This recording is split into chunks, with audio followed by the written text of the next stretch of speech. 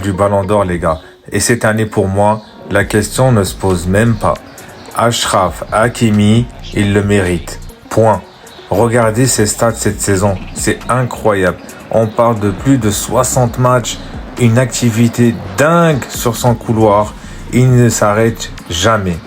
90 minutes, il est encore là à sprinter, à défendre, à attaquer. C'est un moteur, mais au-delà des chiffres, c'est son impact en fait. Les buts, c'est important. Les passes décisives, cruciales dans les moments chauds. Il est décisif. On parle d'un latéral qui fait le travail de 2 voire 3 joueurs. Il prouve son niveau année après année. Mais cette année, les gars, c'est la sienne. Ne cherchez pas plus loin. Et bien sûr, on ne peut pas oublier l'effort de Dembélé, sa créativité, ses dribbles, sa capacité de faire la différence. Il est incroyable aussi, ça date pas d'aujourd'hui. Mais encore plus cette année aussi pour Dembélé. Et Lamine Yamal, un phénomène, un talent pur, à même pas 18 ans. Il fait des choses de dingue. Il a tout le temps devant lui pour marquer l'histoire. C'est sûr, il sera un jour dans cette conversation pour le Ballon d'Or.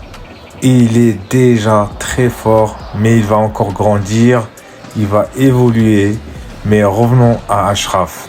Son endurance, sa régularité, sa capacité à être performant dans les grands rendez-vous. Là, il a la grinta. Il ne lâche rien. On a trop souvent tendance à sous-estimer le travail des défenseurs, mais Hakimi, c'est une machine. Les gens votent, je sais, mais pour moi, au vu de tout ce qu'il a accompli cette saison, de ses efforts constants, Achraf Hakimi doit être dans la discussion très très sérieuse pour le Ballon d'Or. Il le mérite. Point. Qu'en pensez-vous, les gars? Dites-moi. Après, ce qui me fait peur, c'est un peu la disparité des points, comme ils ont fait l'année dernière pour Vinicius. Mais bon, cette année, j'espère que les journalistes qui voteront auront l'intelligence de choisir le bon